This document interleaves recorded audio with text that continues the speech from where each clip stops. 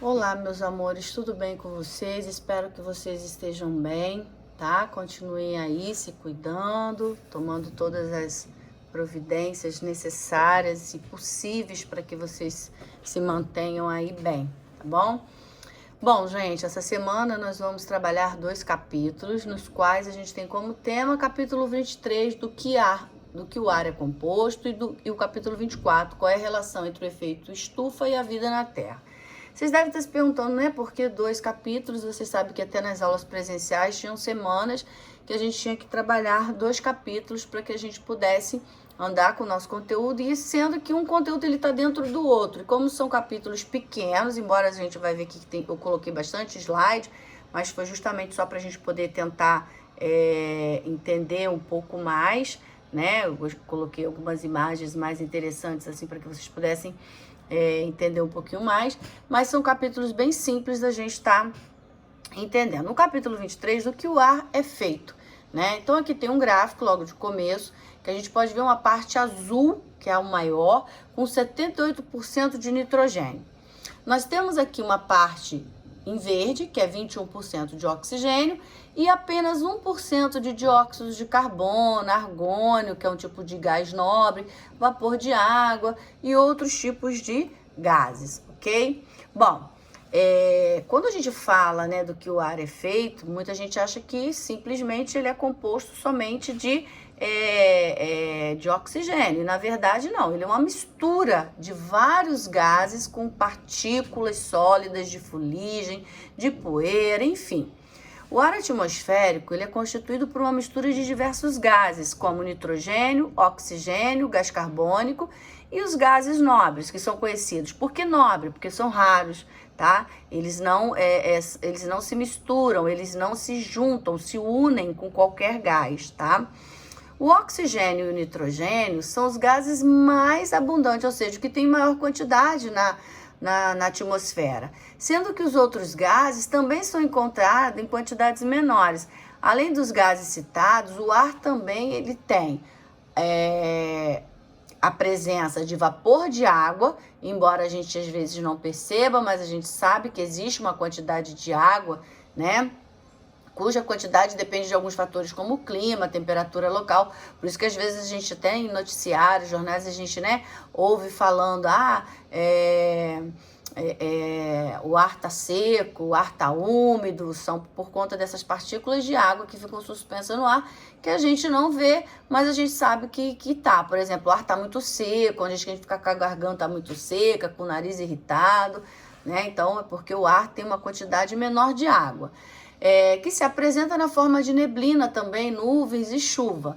No ar também encontramos em suspensão poluentes. A gente também, em algumas situações, a gente não consegue perceber, mas tem poeira, tem cinzas de queimadas que as pessoas costumam fazer, os micro-organismos, né, que são alguns, na maior parte, causadores de doenças, e grãos de pólen das plantas que ficam sendo carregadas de um lado para o outro para poder fazer aí a fecundação das plantas. Eu coloquei 2 esquemas aqui, nos quais a gente pode perceber, né, como que o homem, de uma certa forma, pode contribuir para a emissão de alguns poluentes. A gente pode perceber que tem pessoas ali fazendo churrasco, né, os carros, quando são ligados, a emissão de gases é muito grande, que acabam se misturando, né, com os outros gases que tem no ar, e a gente sabe que isso aí, apesar das árvores, né, fazerem a purificação, mas elas não conseguem fazer a purificação total, até porque a quantidade de gases poluentes, de produtos poluídos que são lançados, né, na atmosfera, ela é bem maior do que a quantidade de gases que é produzido aí pelas plantas, né, para tentar fazer com que o ar fique mais puro. Bom, aqui nós temos os 3 primeiros gases. O oxigênio é muito comum, é o gás que a gente, ele é de suma importância para os seres vivos, porque o ar que nós inspiramos, que nós necessitamos, que precisa estar dentro da gente fazendo a combinação junto, né, da hemoglobina, fazendo o transporte, ou seja, ela é muito importante na nossa respiração. Presente no ar atmosférico e de extrema importância para a manutenção da vida no planeta, pois ele é o gás utilizado na respiração de todos os seres vivos, né, que são chamados de aeróbios, e também é necessário para que ocorra a combustão, ou seja, para que algo pegue fogo, tem que existir o oxigênio. Se não existir o oxigênio, não vai queimar. A gente pode citar um exemplo da vela. A gente coloca uma vela, né, dentro de um copo e acende. Se você coloca dentro de um pires e acende. E se você coloca um copo emborcado, essa vela vai se manter acesa dentro desse copo até o momento que tiver oxigênio ali dentro. Quando o oxigênio termina, ela também ela acaba apagando. Então, ela também é importante para combustão. Calcula-se que o ar atmosférico seja composto por aproximadamente 21% de oxigênio. Lembrando que é o gás primordial, né, gente? Que é o gás que todos os seres vivos aeróbios necessitam para viver, porque sem ele a gente não consegue viver. Quando a gente fala aeróbios, são os que necessitam de oxigênio. Tem os seres anaeróbios que vivem na ausência, mas usam outros processos de respiração, que no caso aí é a fermentação. O segundo tipo de gás que tem na atmosfera é o nitrogênio, compõe aproximadamente 78% do ar atmosférico e é de extrema importância para todos os seres vivos, pois participa da formação de diversas moléculas orgânicas necessárias para o seu metabolismo de todos os organismos vivos. Apenas alguns micro-organismos são capazes de captar o nitrogênio, que é o ciclo do nitrogênio, disponível na atmosfera e degradá-lo de forma que os seres vivos possam aproveitá-lo. Então vamos lá. O nitrogênio, a gente viu no gráfico anterior que ele é o gás que se tem em quantidade maior, 78%. Porém, esse 78% de nitrogênio, quando a gente inspira, coloca o oxigênio para dentro, entra com certeza o nitrogênio também. Porém, esse nitrogênio, ele não é absorvido pelas nossas células, porque a quantidade de nitrogênio que entrou é a mesma que vai sair. Ué, mas não tá falando que ele é importante? Ele é importante sim, né? No ciclo do nitrogênio. Vamos pensar aqui no pé de feijão. No pé do feijão e de outras leguminosas, existem algumas bactérias que são chamadas de bactérias nitrificantes. Essas bactérias nitrificantes, elas captam o nitrogênio, transformam esse nitrogênio num sal chamado de nitrato, e esse nitrato vai ser transformado em proteína. Então, quando você come o feijão, que você está absorvendo, que você está ingerindo o feijão, você está tendo a proteína vegetal, na verdade, essa proteína vegetal só foi possível porque houve um ciclo do nitrogênio. Antes nitrogênio, as bactérias transformaram em nitrato e nitrato proteína. Nós não absorvemos propriamente o nitrogênio na nossa respiração, mas nós absorvemos na alimentação, tá? E ele é o que se tem em maior quantidade na atmosfera. Outro gás importante é o gás carbônico. Ele é encontrado em proporções muito pequenas na atmosfera. Ele contribui com apenas 0,03 na composição do ar. É um gás de extrema importância para a realização da fotossíntese, né, pelos vegetais. E ele é liberado para a atmosfera através da combustão e também pela respiração dos animais. Então, quando a gente expira, que a gente põe para fora, a gente está colocando para fora o gás carbônico. Ah, mas se a gente coloca para fora, a gente não utiliza, ele não é importante. Sim, ele é importante sim, porém, ele é importante para que as plantas possam fazer fotossíntese. E é nessa situação de fazer fotossíntese que as plantas vão produzir o próprio alimento. E nós, seres vivos, nós utilizamos muitas plantas na nossa alimentação. Então, nós precisamos do gás carbônico. Embora a gente não utilize na respiração, a gente coloca ele para fora ao invés de colocá-lo para dentro na expiração, conforme a gente faz com o oxigênio, as plantas elas necessitam desse gás para poder fazer seu alimento. Lembrando que as plantas também elas têm dois processos, respiração e fotossíntese. Quando elas fazem a respiração, elas colocam para dentro, através, né, da captura lá pela folha, o oxigênio. Respira como a gente. Ela não tem nariz, não tem sistema respiratório, mas ela tem uma forma de captar o oxigênio. E quando ela vai fazer fotossíntese, ela faz um processo ao contrário, ela capta da atmosfera o gás carbônico, né? E libera o oxigênio. Por isso que tem muita gente que acha que as plantas são as principais responsáveis pelo oxigênio que nós respiramos, quando não é verdade. Quem faz a maior parte, quem produz, né? Quem produz a maior parte de oxigênio que respiramos são as algas nos oceanos, tá? Porque as árvores, as plantas, os vegetais, eles produzem sim muito oxigênio, mas eles utilizam na respiração, né? Mas ao mesmo tempo, ela faz uma certa limpeza no ambiente atmosférico quando ela capta o gás carbônico, que é um gás poluidor, né? Para fazer o próprio alimento. Então ali há vamos dizer assim, um balanceado, né?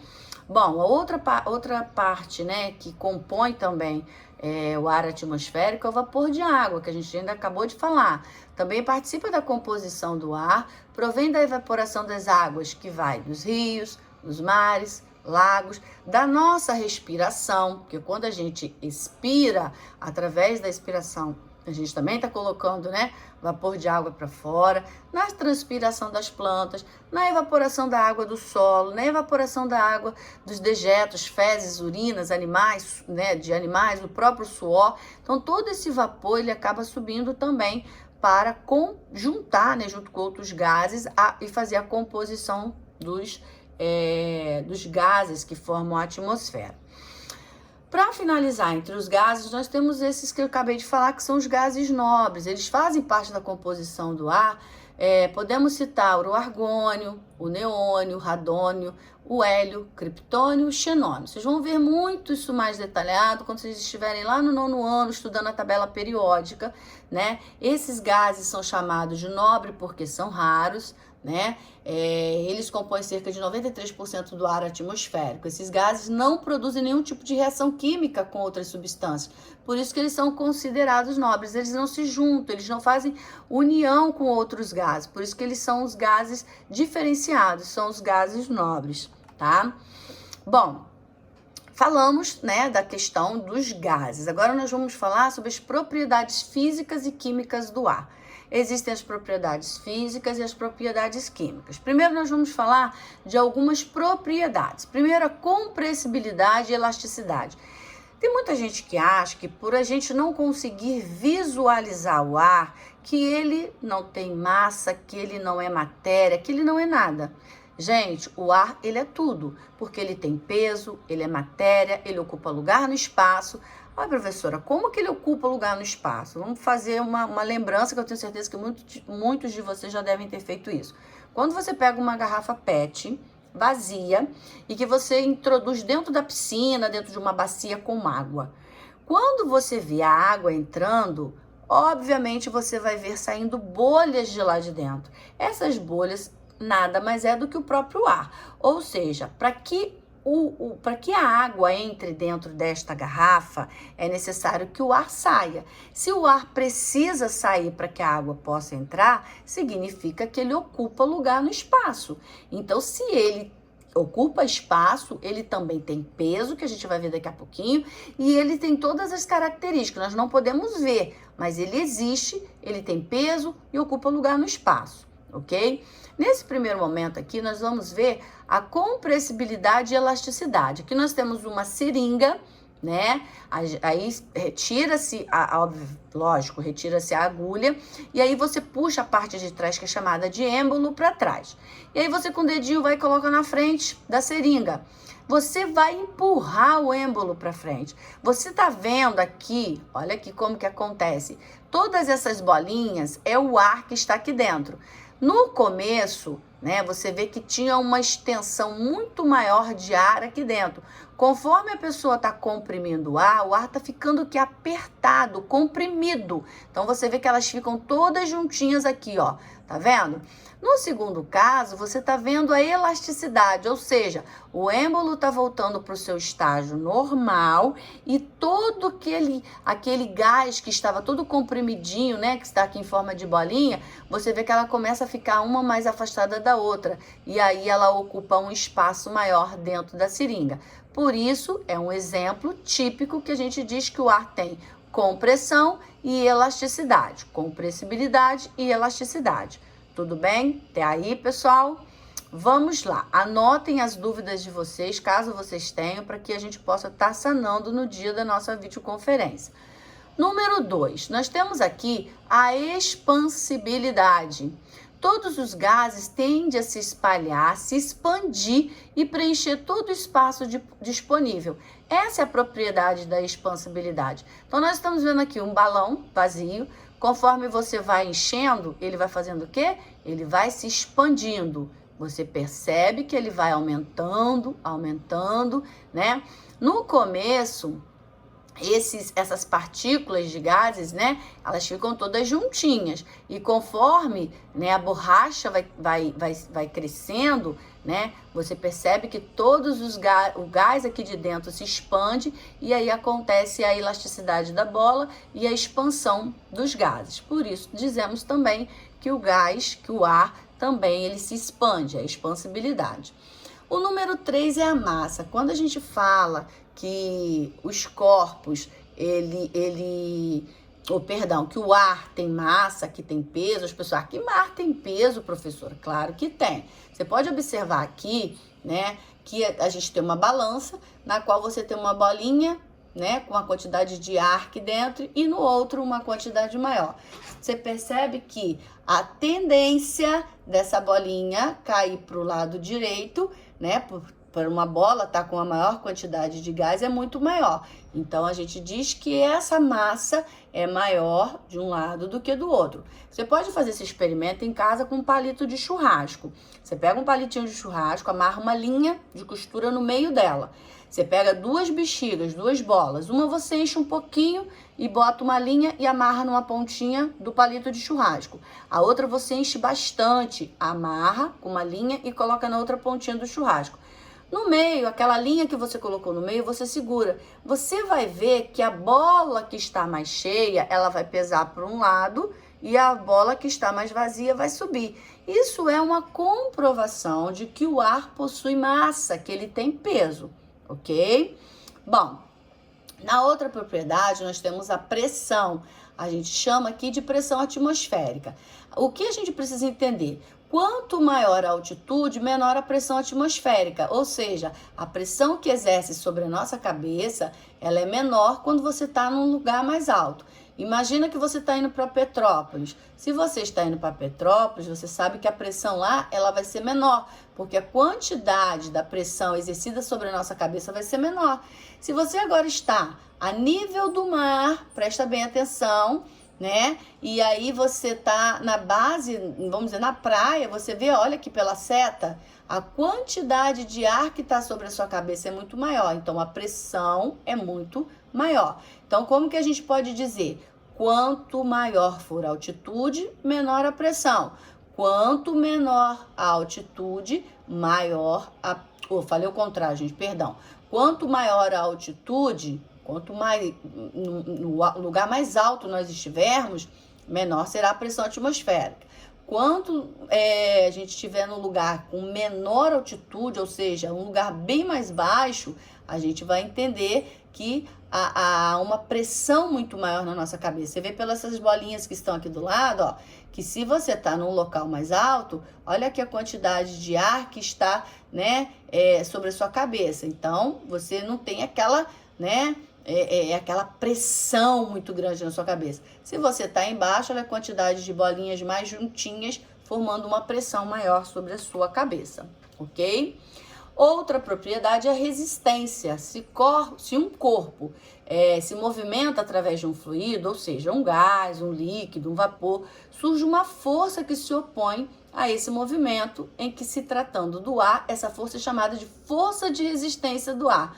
Graças a essa resistência que os paraquedas existem, né? Paraquedas, parapente, também através dessa resistência, né? Que vamos dizer, esses esportistas, né? Através dessa resistência, eles ficam planando, como se fossem mesmo aves aí na própria atmosfera. Então, é a resistência do ar. Para finalizar, nós temos a poluição. A gente já vem falando bastante sobre essa questão de poluição, né? atmosférica, e a gente sabe que existe uma quantidade de responsabilidade muito grande do homem em relação a isso, né?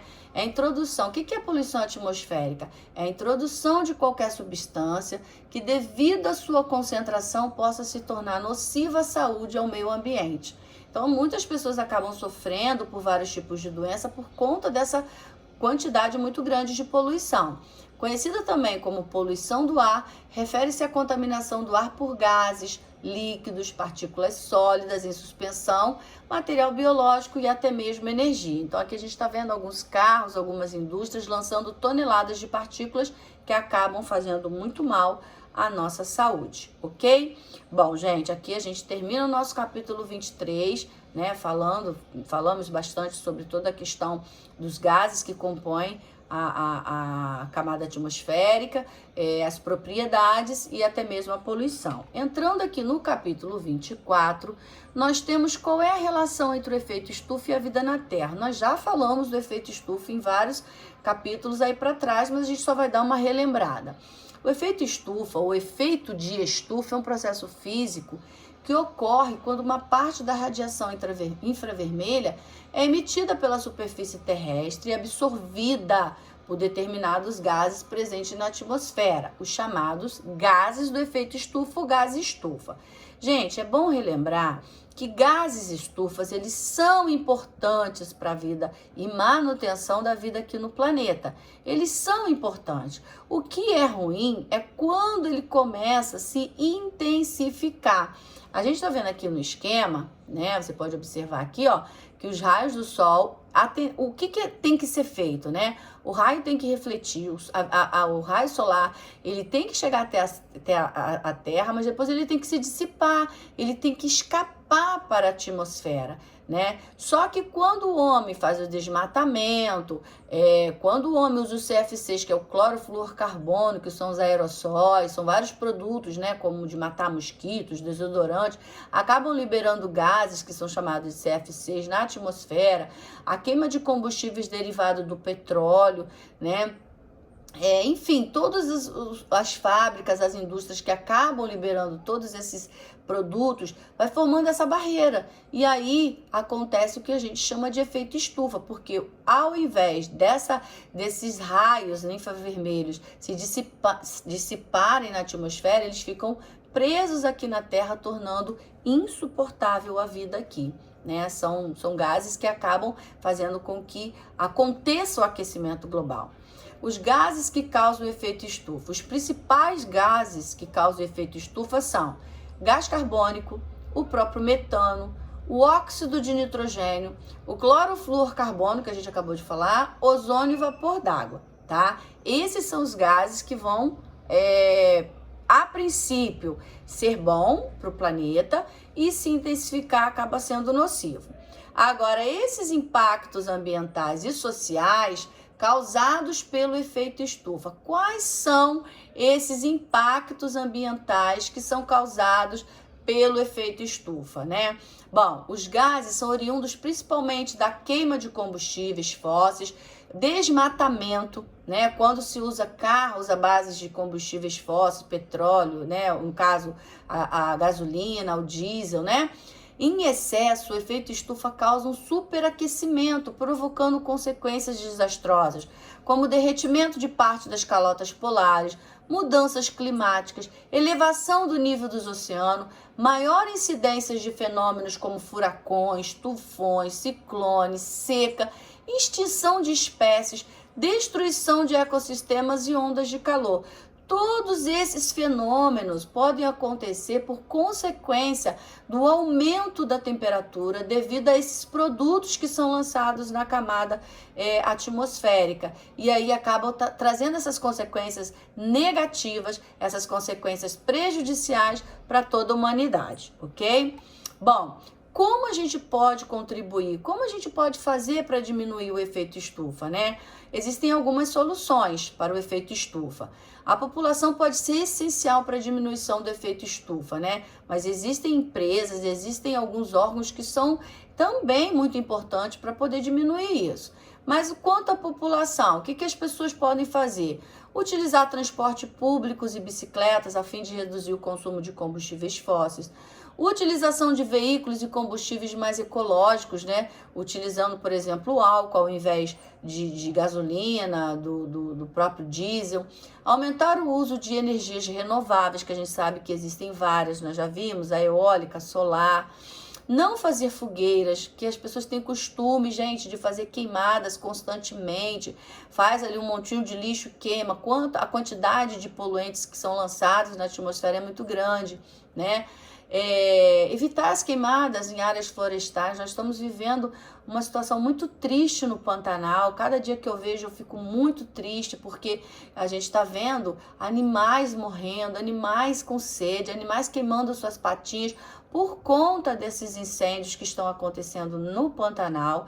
Então, assim, eu sei que algumas causas podem ser naturais, que pode desencadear uma fagulha qualquer na floresta e acontecer a queimada, mas muitos incêndios, eles são de propósito, eles são propositais, e isso aí realmente é muito ruim, né? Consumir energia elétrica de forma racional, ter consciência, ter sabedoria, porque é importante você, quanto menos você gastar, menos as usinas vão ter que produzir, e aí acaba reduzindo. Então é uma forma de você contribuir. E outra parte muito importante é a reciclagem, porque faz com que a gente entenda que você reciclando os materiais, menos produtos vão ser retirados da natureza, menos produtos vão ser